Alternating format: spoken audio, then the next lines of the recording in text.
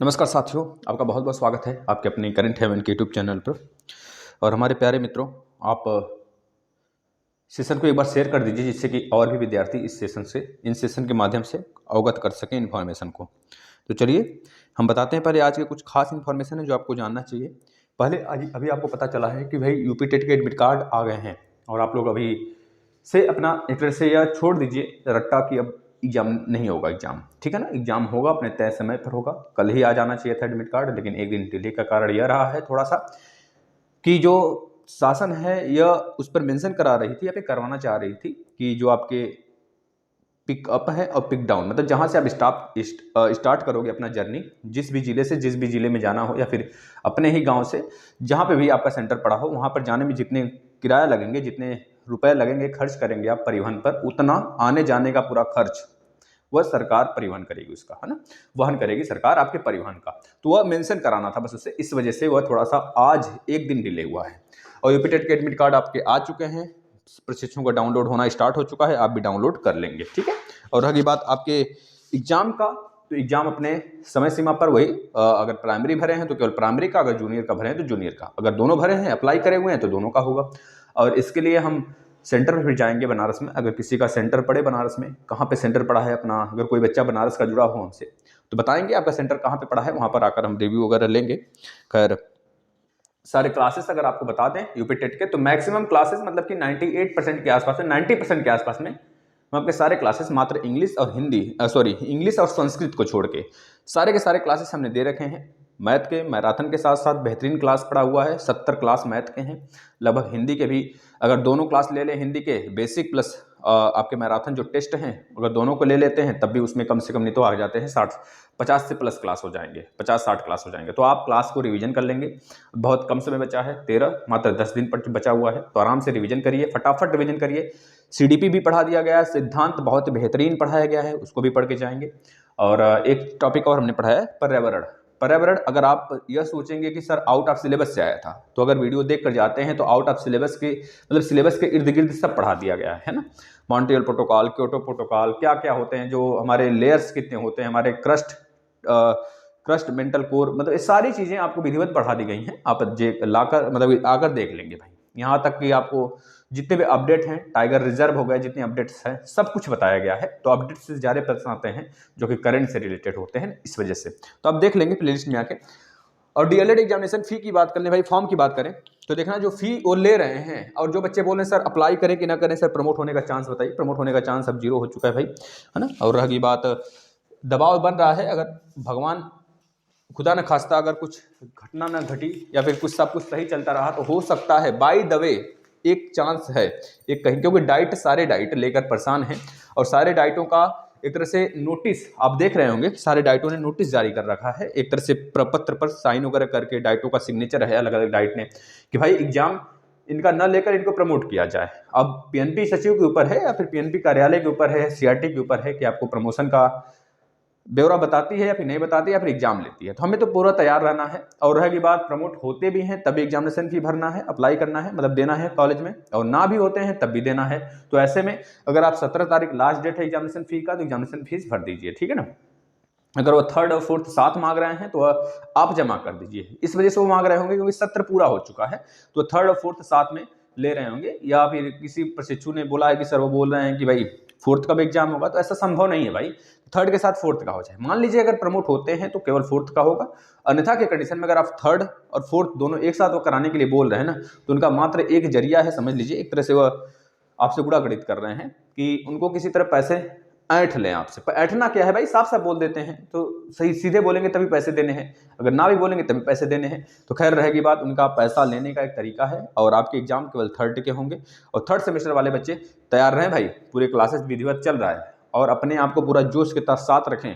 आप देख रहे हैं बच्चों की संख्या बहुत कम हो रही है क्लासेस में, पता नहीं क्यों कम हो रही है, क्या सोच रहे हैं, फिर से बैक लगाने के चक्कर में है, क्या कर रहे हैं, कुछ समझ में नहीं आ रहा है। आप सेशन के माध्यम से उनको बताएं कि मैथ के बेहतरीन क्लास चल रहे हैं भाई, 8 यूनिट खत्म हो गए, मैथ के 8 यूनिट खत्म हो गए, मात्र आधा दूरी और बचा है। आप सोचो हमने कितने तगड़े से 8 यूनिट खत्म किया, अब एक भी प्रश्न नहीं छोड़ा गया है भाई बुक का आपका, अब देखिएगा खुद, हम 8 दिन और लेंगे मात्र आपके अगले सिलेबस तक, मतलब कि आपके नेक्स्ट जो यूनिट है, इकाई है, उसको खत्म करें मात्र 8 दिन में। आपके सिलेबस पूरा मैथ का सपाचट और प्लस इधर एसएसटी का भी, ठीक है ना। तो आप रेगुलर रहिए। कल अगर आपकी संख्या कम रही तो एसएसटी की क्लास हम नहीं लगाएंगे, और इसी तरह धीरे धीरे एसएसटी का क्लास ही बंद कर देंगे हम, अगर आपकी संख्या कम रही तो भाई। नहीं तो फिर क्या फायदा बताना, 4 बच्चा, 10 बच्चा, 5 बच्चा ही देख रहा है। पहले स्टार्टिंग में बच्चे 60 70 80 आए थे, फिर उसके बाद घट गया, पता नहीं क्या हो गया आपको, क्यों नहीं देख रहे हो, क्यों मोटिवेट से डीमोटिवेट होते चले जा रहे हैं भाई। अगर आप यहाँ पढ़ते हैं ना डीएलएड के सारे तो यूपी टेट में भी काम देंगे, ऐसी बात नहीं है कि पढ़ाई कभी व्यर्थ जाती है ना,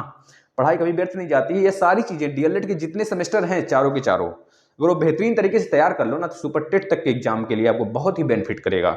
इतना समझ लीजिए, बेस नहीं भैया, बहुत ही बेहतरीन है आपके। अगर बात करें ना 75% जो क्लैरिफिकेशन होता है उसी जगह से होते हैं, डीएलएड और बीएड से। बीएड मान लीजिए अलग है, लेकिन डीएलएड से ही प्राइमरी लेवल के जो एग्जाम्स होते हैं यूपी में, तो डीएलएड के ही बेस पर होते हैं। तो डीएलएड के सिलेबस बहुत ही महत्वपूर्ण रखते हैं। आप उसे 10 बार पढ़ लेंगे तब भी कम ही होगा, जितनी बार पढ़ सकें, क्योंकि उतना ज्यादा क्लैरिफिकेशन आता चला जाएगा। आपके अंदर जो मोटिवेशन का पावर है ना, वह बढ़ता चला जाएगा। अगर आपको लगेगा कि भाई हम क्या ही पढ़ रहे हैं, ये केवल डीएलएड ही पढ़ रहे हैं, हम सुपर टेट नहीं तैयार कर रहे हैं, जो आपकी गलत फहमी है।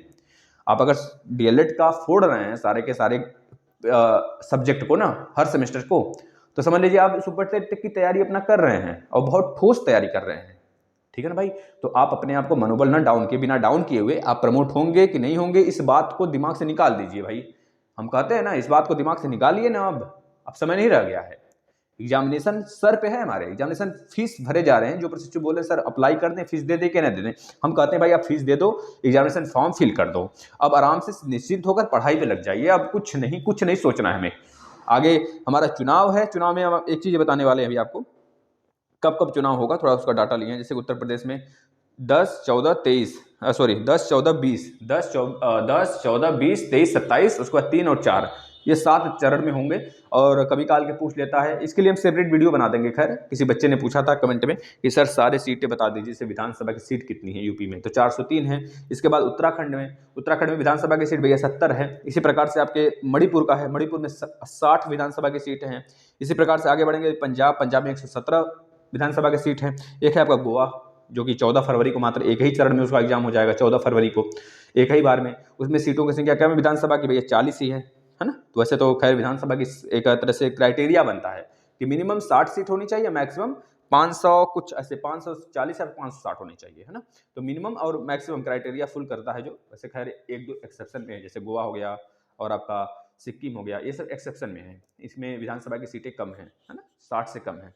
तो खैर आपको एग्जामिनेशन फीस दे देना चाहिए और अपने एग्जाम के लिए जुट जाना चाहिए, चाहे जिस भी सेमेस्टर के आप हों, चाहे फर्स्ट सेमेस्टर के एग्जाम तो नहीं होने वाले, मतलब second semester, third semester, fourth semester, सारे के मैथमेटिक्स हमने बेहतरीन तरीके से पढ़ाया हुआ है भाई, आप देख लेना। और थर्ड सेमेस्टर के मैथ के क्लास हम चला रखे हैं बेसिक से, तो वह देखिए 8 यूनिट खत्म हो गया है भाई।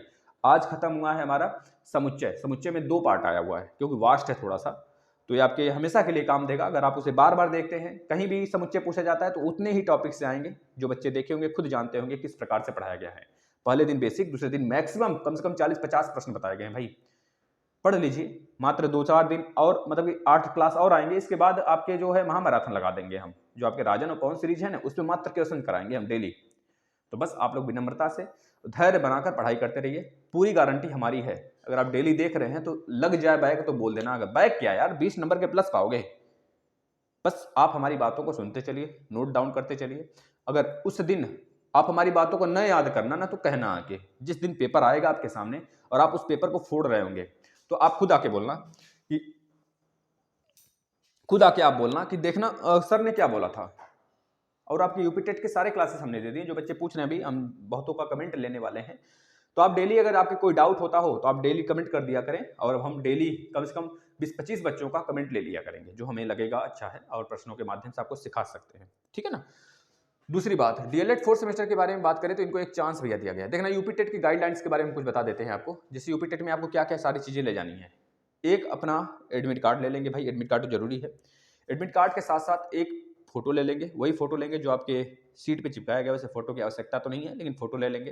प्लस पेन ले लेंगे खुद का, या फिर ट्रांसपेरेंट पेन लेंगे, ऐसा नहीं मतलब कि झलकता रहे, झलकौआ वाला, या फिर लिखो फेंको भी ले लेंगे तब भी काम हो जाएगा।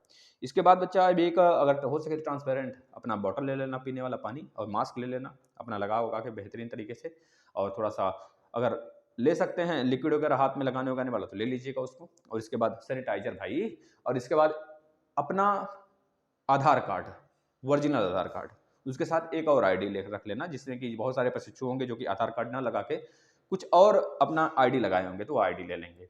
और दूसरी बात यह है कि आप अपना जो कि सेमेस्टर, जैसे कि आपने थर्ड सेमेस्टर तक क्लियर कर लिया है तो थर्ड सेमेस्टर का रिजल्ट ले लेंगे आपको, जो कि सत्यापित कराया गया हो आपके डाइट से या फिर आपके निजी संस्थान से। ये सारी चीज़ें आपको ले जाने हैं। थर्ड सेमेस्टर हो, जिनका सेकंड सेमेस्टर तक ही क्लियर है तो वो सेकंड सेमेस्टर तक ले लेंगे अपना, और जिनका फोर्थ भी क्लियर हो गया है, रिजल्ट आ चुका है, तो फोर्थ का भी ले सकते हैं सत्यापित करा के, ठीक है भाई। और जिनके पास नेट से डाउनलोड हुआ है उस पर सत्यापित करा लेंगे, और जो प्रशिक्षु क्लियर कर चुके हैं पहले से, उनके पास अपना मार्कशीट आ गया है जो कि संस्थान से मिल गया है, तो उनको कोई बात ही नहीं है, ना ही कभी जाना है उनको मोहर लगवाने, सत्यापित करवाने, वो आराम से वो जा सकते हैं उसको लेके, ठीक है ना। ये सारी बातें नहीं, अगर कोई डाउट होगा तो बताइएगा, उस पर हम कमेंट के माध्यम से आपको बता देंगे। ये डाउट क्लास डेली होता है, इसमें आपके कमेंट के बारे में भी जिक्र करते हैं अभी हम। डीएलएड फोर्थ सेमेस्टर के चांस के बारे में बात करें तो एक कल हमने रात में एक नोटिस दिया था आपको, आपने देखा होगा कि कल नोटिस जारी किया गया पीएनपी द्वारा यह जारी किया गया पीएनपी द्वारा, क्योंकि पीएनपी दबाया, मतलब दबाव आया होगा भाई, ये एक नोटिस जारी करिए महोदया जी, एससीईआरटी से दबाव आया था। इन्होंने जारी किया, यह कहा कि भैया आप लोग जो है ना पीएनपी पे जा रहे हैं, सॉरी एससीईआरटी पे जो जा रहे हैं, वहां पर कार्य में उसके कार्य में बाधा उत्पन्न हो रहा है, इतने प्रशिक्षु जा रहे हैं, तो एक काम करिए आप लोग प्रशिक्षुओं कि आप लोग अपने जिले के डाइट पर ही अपना प्रत्यावेदन सबमिट करा दीजिए, ठीक है ना। यह बातें कही। अब यहाँ पर यह डाउट है बच्चों का कि सर जिन्होंने जमा करा दिया है तो क्या उनको फिर से डाउट अपने डाइट पर देने की जरूरत पड़ेगी। कुछ प्रशिक्षुओं का कहना है कि सर अगर दे देते हैं तो क्या ही फर्क पड़ता है ना, तो रिस्क लेने से अच्छा है सर दे ही दें। तो खैर आपका भी सोचना सही है, अगर आप चाहते हैं देना तो बिल्कुल दे सकते हैं, लेकिन यह निरर्थक है। अगर आप वहां पर दे कर आए हैं तो यहाँ पर देना कोई उचित नहीं है। अब अगर आप देना चाहते हैं तो आपकी मर्जी है, आप 10 बार 30 बार 40 बार जितनी बार दे सकते हैं उतनी बार दे दीजिए, लेकिन एक बार ही बहुत काफ़ी होता है। अगर आप 2-3 महीने के अंतर पे दिए हो, तो अगर बहुत लंबा समय हो गया है, एक आध बार एग्जाम हो चुका है बीच में, आपने प्रत्यावेदन पहले से दे रखा था, तो अब आप जाके दोबारा दे सकते हैं प्रत्यावेदन, क्योंकि उसमें बहुत कम सुनवाई होती है प्रत्यावेदन के लिए, और मैक्सिमम चच्चा भतीजा वाले होते हैं। और रही बात इनकी बात कर लें भाई, देखना, और रही बात अपनी, तो आप अगर बार बार प्रत्यावेदन देंगे, वहां पर देंगे फिर यहाँ पर देंगे, तो कोई इससे कोई इफेक्ट पड़ेगा नहीं।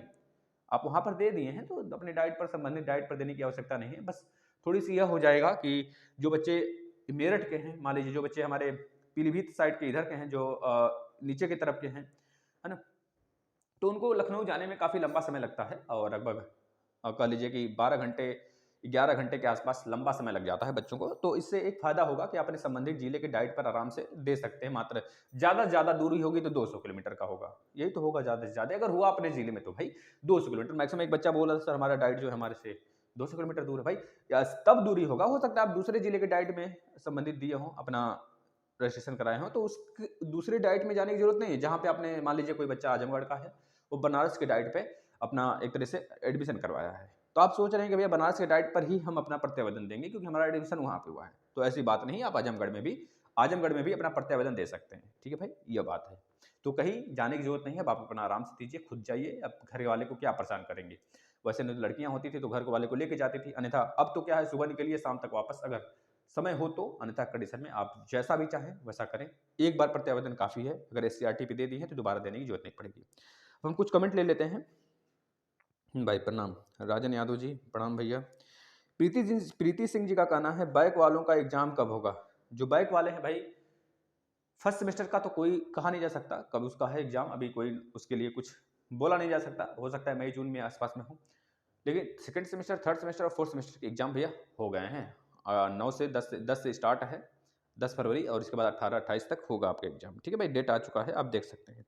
और किसका भाई है, सर प्रत्यावेदन में, यह संतोष कुमार जी का कहना है, सर प्रत्यावेदन में कौन सा रजिस्ट्रेशन नंबर पड़ेगा, कंप्यूटर आईडी या फॉर्म हमने फ्लिपकार्ट द्वारा क्या बोले हैं, फ्लिपकार्ट था वह नंबर। भाई देखना, रजिस्ट्रेशन नंबर में आपका जो आईडी है, जैसे कि आपने सेकंड सेमेस्टर से आपको देना है, तो आप सेकंड सेमेस्टर वाला अपना रोल नंबर भी डाल दीजिए, रजिस्ट्रेशन आईडी भी डाल दीजिए, है ना, ये सारी चीजें आपका रजिस्ट्रेशन पड़ेगा सेकंड सेमेस्टर वाला। अभय तोमर जी का कहना है सर जिनकी सेमेस्टर बैक लग गई है वह सर थर्ड सेमेस्टर की तैयारी कराया फोर्थ सेमेस्टर की तैयारी करें, फोर्थ सेमेस्टर की तैयारी करें या थर्ड सेमेस्टर की तैयारी करें। देखना, जिनकी सेमेस्टर बैक है फोर्थ सेमेस्टर में, अगर जो एग्जाम आया है तो वह केवल और केवल फोर्थ सेमेस्टर की तैयारी करेंगे भाई। जिनकी सेमेस्टर बैक लग गई है, अब यही नहीं सोचेंगे कि हमने, भाई अगर आपका सेमेस्टर बैक है फोर्थ सेमेस्टर में, सेमेस्टर मान 3 सब्जेक्ट में बैक लग गया फोर्थ सेमेस्टर में, तो इसके लिए अभी कोई गाइडलाइंस नहीं आया है कि जिनका बैक है, वैसे हमारे अपने अनुभव के अनुसार बताएं आपको, अपने अनुसार बताएं तो आपको फोर्थ का ही देना पड़ेगा, फिर से फोर्थ सेमेस्टर पूरा देना पड़ेगा। ठीक है भाई, 2019 बैच की बात कर रहे हैं।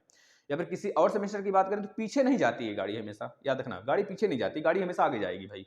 यही तो है, डीएलएड मतलब पीएनपी की जो गाड़ी है वो पीछे नहीं जाती है। ये हमारे पीएनपी सचिव जी द्वारा बोला गया है। पीएनपी सचिव का कहना है गाड़ी एक बार पीछे गियर नहीं लेती, मतलब एक बार आगे जब गियर ले ली तो पीछे गियर नहीं लेती है, इनका कहना यह है ना। और रही बात जो बच्चे प्रमोट नहीं हुए तो उनकी बात छोड़ दीजिए भाई, वो तो प्रमोट होंगे तब न जाएंगे फोर्थ में। अगर आप फोर्थ सेमेस्टर में बैठे थे, आपका सेमेस्टर बैक लग गया पूरे के पूरे, तो आप फोर्थ सेमेस्टर की तैयारी करेंगे केवल। ठीक है भाई। हाँ, और कौन है भाई? प्रिया सिंह जी का कहना है, प्रिया सिंह जी का कमेंट है भाई, यह कमेंट करी हुई हैं। और सर मेरे घर भी अच्छा पहले नीचे वाला 2 कमेंट इन्होंने किया, सर मेरा फोर्थ सेमेस्टर में 2 बार बैक आया है, फिर क्यों हम लोग के फॉर्म फिल नहीं हो रहे हैं, पोर्टल ही नहीं खुल रहा। भाई देखना, 2 बार बैक आया है, एक बार फ्रेश दिए हैं आप, तो इसके लिए पोर्टल हो सकता है लॉग आउट हो गया हो, क्योंकि आपका जो सेमेस्टर है फिर से हो सकता है देना पड़े आपको, अगर आप प्रत्यावेदन नहीं देते हैं, इस वजह से जो आपका पोर्टल है वो नहीं खुल रहा है। और सर मेरे घर भी मेरे डाइट से 200 किलोमीटर दूर हैं, क्या सर कैसे लोकल पर्सन को भेज के प्रत्यावेदन नहीं भर सकते? बिल्कुल भर सकते हो, लोकल पर्सन से भी आप दे सकते हो, कोई दिक्कत नहीं। आप अपने जाइए, चाहे अपने किसी भी पर्सन को, पापा को, भैया को, किसी को भेज के करवा सकते हैं, या फिर आप कॉल कर दीजिए। लेकिन यहाँ पर ज़्यादा उचित होगा कि आप उसको पेज के माध्यम से दें वहाँ पर। अब ऐसा नहीं कि आपके रिश्तेदार रिलेशन के लोग इलाहाबाद में रहते हैं तो आपने पीडीएफ बनाया, पीडीएफ बना के भी सेंड कर दिया उन्हें, तो वो क्या करेंगे, पीडीएफ को निकालेंगे, फिर निकाल कर पेज को सबमिट करा देंगे वहां पर। तो ये भी सही है तरीका, लेकिन अगर आप उचित दोनों तरीके से कर सकते हैं भाई, उसमें भी कोई मतलब कि डाइट नहीं कहेगी या फिर सीआरटी नहीं कहेगी कि हम इसे रिजेक्ट करेंगे, वो ले लेगी उसको भी। खैर आप जैसे करना चाहें, अगर आपके पास टाइम नहीं तो आप वैसे भी कर सकते हैं। यदुवंशी पूजा जी का कहना है, आई थिंक 1 साल में 2 बार। देखा भाई, इनका कहना है कि किसी प्रशिक्षु ने पूछा यूपी टेट और सी टेट सर साल में कितनी बार होते हैं, तो हम बता देते हैं भाई, यूपी टेट 1 बार होता है साल में, और राज्य सरकार चाहे तो 4 साल में 1 बार कराए, लेकिन 1 साल में 1 बार होता है ना। और सीटेट 1 साल में 2 बार होती है। अब राज्य सरकार चाहे, केंद्र सरकार जो है 10 साल में 1 बार कराए, लेकिन होता है साल में 2 बार, होना चाहिए, यही रूल है। और पिछली बार से आप देख ही रहे हैं कुछ 2 साल से कि सीटेट 3 साल में 1 बार हो रहा है, 2 साल में 1 बार हो रहा है। सीटेट वैसे हुआ था पिछली बार भी, 2020 में नहीं हुआ, 2021 में जाकर हुआ, 2020 वाला ही था। तो 2020 में हुआ था, 2021 वाला 2022 में अब अभी तक चल रहा है, 13 है ना, आज लास्ट था उसका। तो इस तरह से, तो मतलब हर साल होता है सीटेट, सीटेट हर साल होगा, और मतलब साल में 2 बार होता है सीटेट, सीटेट साल में 2 बार, यूपी टेट साल में 1 बार, यह चाहिए, यह चीज़ याद रखना भाई। शिवा त्रिपाठी जी का कहना है, एग्जाम फॉर्म तो भरे जाने लगे हैं सर, क्या अब कोई चांस है प्रमोट होने का? देखिए, हम तो ये नहीं कह सकते प्रमोट होने का कोई चांस है या फिर नहीं, क्योंकि बहुत सारे डाइट आपके सपोर्ट में, आपके तरफ से हैं, सारी चीजें हो रही हैं आपके ही तरफ से, और सारे डाइट दबाव भी बना के रखी हुई है पीएनपी पर कि भैया एग्जाम नहीं होना चाहिए इनका। अगर माननी जी एग्जाम बहुत ज्यादा, मतलब इनका सेशन बहुत लेट हो चुका है, ऐसे में एग्जाम अगर ना लेते हैं, इनको प्रमोट करा के फोर्थ सेमेस्टर का एग्जाम ले लीजिए, और आप हर डाइट से या फिर हर संबंधित निजी संस्थान से एक नोटिस जारी कर दीजिए कि वह फोर्थ सेमेस्टर और थर्ड सेमेस्टर के दोनों के फीस ले लेते हैं। तो ऐसे में क्या होगा कि बच्चों का समय भी बचेगा, और बच्चों का जो समय बर्बाद हुआ है उसके लिए उनको दुख भी नहीं होगा, और फोर्थ सेमेस्टर के एग्जाम हो जाएंगे। साफ साफ मुद्दा यह है, अगर ऐसा हो जाता है तो, और प्रमोट ना होते हैं और होते हैं, इसको बिना सोचे आप प्लीज, आपसे रिक्वेस्ट है कि आप क्लास करेंगे, अन्यथा लास्ट में अगर आपको दुखदायी ना ऐसा कुछ परिणाम देखना पड़े, मान लीजिए आपको देखने को मिल गया कि आप प्रमोट नहीं हुए, तो आप खुद मतलब एक तरह से भैया क्या करोगे, फिर कैसे खोजोगे भैया एक दिन में क्या क्या पढ़ लें। तो इस वजह से हम बोलते हैं प्रशिक्षु, आप पढ़ते रहिए, पढ़ाई आपकी नुकसान नहीं होगी, हम कहते हैं। और रही बात पढ़ाई नुकसान होती है, जो यह सोच के बैठे हुए हैं ना, तो पढ़ाई छोड़ दो भाई, पढ़ाई बोझ है तो पढ़ाई क्यों करने आ गए? पढ़ाई बोझ नहीं है, पढ़ाई इंटरटेनमेंट्स, जो आप इंटरटेनमेंट्स करते हो ना, पढ़ाई बहुत ही बेहतरीन है। आप इतिहास पढ़ो, जो पढ़ाए हैं भूगोल, हम इंडियन ज्योग्राफी, उसको पढ़ो। अभी हम स्टार्ट करने वाले हैं सुपर टेट के लिए क्लास हिस्ट्री का, बहुत बेहतरीन क्लास स्टार्ट करेंगे, देखना इतना बेहतरीन पढ़ाएंगे ना आपको, बस आप सुनते चलो, मौन से, मत आंख बंद कर लो, लीड लगा लो, बस सुनते चलो, इतना मजा आएगा ना, कहना मत। फिर बाबर आया, फिर हुमायूं आया, फिर अकबर आया, फिर जाके अकबर का लड़ाई होता है बहुत ज़्यादा उसकी अभियान होते हैं। अकबर के समय बहुत सारी चीज़ें होती हैं, अकबर उदार भी रहता है और गुस्सैल भी। अकबर के समय बहुत कारनामे भी होते हैं, 2.5 माह होती हैं उसकी। और उसके बाद जहांगीर आता है जहांगीर अकबर का बेटा होता है। फिर उसके बाद जहांगीर के समय यूरोपीय मतलब जो अंग्रेजी होते हैं, अंग्रेज शासन होते हैं, वो आना स्टार्ट बेहतरीन तरीके से आना स्टार्ट हो जाते हैं 1600 से। इसके बाद 1608 में अपना कोठी वगैरह बनाना, 1613 में कोठी बनाना सूरत में, 1608 में मसूलीपट्टनम में बनाना। तो इस तरह से सारे कारनामे चलने लगते हैं। इसके बाद जहांगीर आता है जो स्थापत्य कला का काल कहा जाता है। फिर उसके बाद औरंगजेब आता है तो उत्तर मुगल काल आते हैं। बहुत ही बेहतरीन तरीके से पढ़ाएंगे, बहुत आनंद आ जाएगा देखना। मॉडर्न हिस्ट्री, मिडिवल हिस्ट्री बहुत बेहतरीन तरीके से पढ़ाएंगे।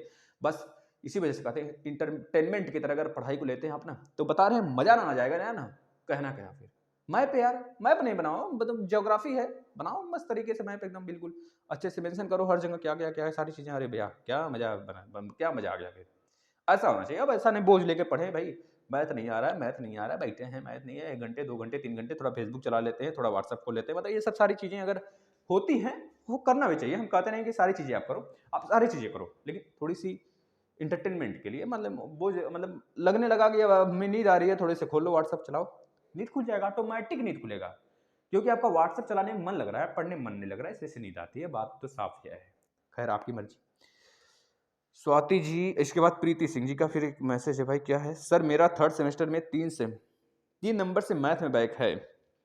मैंने स्कूटनी का फॉर्म भरा है, मेरे कॉलेज वाले बोल रहे हैं आप एग्जामिनेशन फॉर्म नहीं भर सकती क्योंकि आप स्कूटनी की फॉर्म भरी हुई है। प्लीज रिप्लाई सर, क्या ऐसा होता है? बिल्कुल होता है, उन्होंने सही बोला भाई। जब तक स्कूटनी के रिजल्ट नहीं आते हैं तब तक आप एग्जामिनेशन फॉर्म नहीं फिल कर सकते हैं भाई, इतना याद रखना। और एग्जामिनेशन के फॉर्म के ऐसा कोई नोटिस तो नहीं आया था यार, रुकना बेटा। एक पिछली बार भी ऐसा केस हुआ था। लेकिन अगर आप जैसे कि 4th सेमेस्टर वाले बच्चे हैं जो स्कूटनी के फॉर्म डालना चाहते हैं, बोल रहे हैं सोच रहे हैं स्कूटनी के फॉर्म डाल दें और इधर एग्जामिनेशन फीस डालें, इसके लिए हम सोच के बताते हैं आपको। थोड़ा सा हमें विशेष रूप से सोचने का मौका दीजिए इस पर, इस विषय पर हम वीडियो बनाएंगे, ठीक है ना। इस विषय अब थोड़ा सा अगर हम गलत भी नहीं बता सकते, आई थिंक अगर अभी हम बता दें, अगर अभी बताएं तो आप एग्जामिनेशन फीस मतलब एग्जामिनेशन फॉर्म जो है ना, पिछली बार भी ऐसा हुआ था कि स्कूटनी के फॉर्म जो है, स्कूटनी के रिजल्ट लेट आए थे और एग्जामिनेशन स्टार्ट हो गया था आपका, तो एग्जामिनेशन फॉर्म तो भरा ही गया होगा, बच्चे भरे ही होंगे, फिर उसके बाद स्कूटनी का रिजल्ट आया था। मतलब आप भर सकते हो भाई, अगर हम अपने अनुसार अभी बताएं तो आप एग्जामिनेशन फॉर्म फिल कर सकते हो। अन्यथा कंडीशन में एक बार हमको सोचने का मौका दीजिए, हम कल एक वीडियो इस पर सेपरेट लाते हैं प्लीज़, ठीक प्लीज़ गाइड। और शालिनी भारद्वाज जी का गाना है, सर सेंड में, अच्छा एक मिनट, यह इंग्लिश के बैक क्लास की बात कर रहे हैं, इंग्लिश की क्लास सर चलाइए। देखिए भाई इंग्लिश की क्लास तो हम चला देंगे, हमने सारे क्लास चला रखे हैं। आज आपने देखा था तीनों क्लास आए थे। मैथ के क्लास आए थे 12 बजे, एसएसटी के क्लास 3 बजे आए थे और साइंस के क्लास 5:30 बजे आया था। तो बताओ इतना मेहनत आपके लिए किया जाता है, लेकिन आप लोग कुछ रिप्लाई नहीं देते हो और कुछ आंसर मतलब सेटिस्फाइड हमको नहीं देखते हैं, व्यूज वगैरह कितने आते हैं। वैसे हम तो खैर पढ़ा ही रहे हैं, पढ़ाएंगे भी, सारे कोर्स भी फिनिश करेंगे। लेकिन अगर आप इस तरह डिमांड करते हो तो आपका भी कर्तव्य बनता है कि हमारी संख्या है, काफ़ी है, 30,000 है, 40,000 है, 50,000 है। आप अपने भाइयों को बताएं, आप अपने खुद जुड़ें, डेली क्लास फॉलो करें। अब पहले दिन आया अच्छा खासा व्यूज, बच्चों का जुनून था भाई पहले दिन जब क्लास लगाए, फिर उसके बाद बच्चों का डाउन। अब क्या ही आप सोच लेते हो, कुछ हमको फर्क नहीं पड़ता इसके लिए, लेकिन आप अपने भविष्य के लिए सोचें और शेयर करें क्लास को, जिससे कि और भी बंदे जो जुड़े हुए हैं, जो इधर उधर भटक रहे हैं ना, प्रमोट को लेकर उनके मन में एक ख्याल, एक सपना जगा हुआ है ना, तो प्लीज़ उनसे रिक्वेस्ट है प्रमोट के लेकर आप सपना देखिए, लेकिन पढ़ाई पे तो ध्यान दीजिए भैया मेरे, नहीं तो फिर यही दिक्कत हो जाएगी। एम के चौधरी जी का कहना है, सर हमारे कॉलेज वाले 1500 सेकेंड सेमेस्टर के बैक और 3rd सेमेस्टर के लिए 2500 ले रहे हैं, 4,000 ले रहे हैं।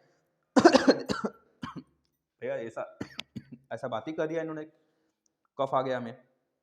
दुर्गेश गुप्ता जी का कहना है, सर मेरा जमा करा सकते हैं प्रत्यावेदन प्लीज। देखिए भाई दुर्गेश गुप्ता जी, अगर ऐसे एक एक लोग का हम प्रत्यावेदन जमा कराने लगे ना, तो हमारा क्या ही रह जाएगा, बताना क्या ही रह जाएगा। और रहेगी बात प्रत्यावेदन की, तो प्रत्यावेदन आप अपने माध्यम से जमा कराएं और सही समय जमा कराएं, उचित समय रहते हुए अगर जमा करा देते हैं तो बहुत ही फायदा होगा आपको। अन्यथा कंडीशन में जितना लेट करेंगे उतना डिले होता चला जाएगा और एग्जामिनेशन फीस आपके एडमिट कार्ड भी डिले होंगे, लोगों के आने स्टार्ट हो जाएंगे और आप छूट जाएंगे। तो प्लीज़ आपसे रिक्वेस्ट है सही समय पर सारी चीज़ें करें, सारे क्लासेस फॉलो करें। धन्यवाद।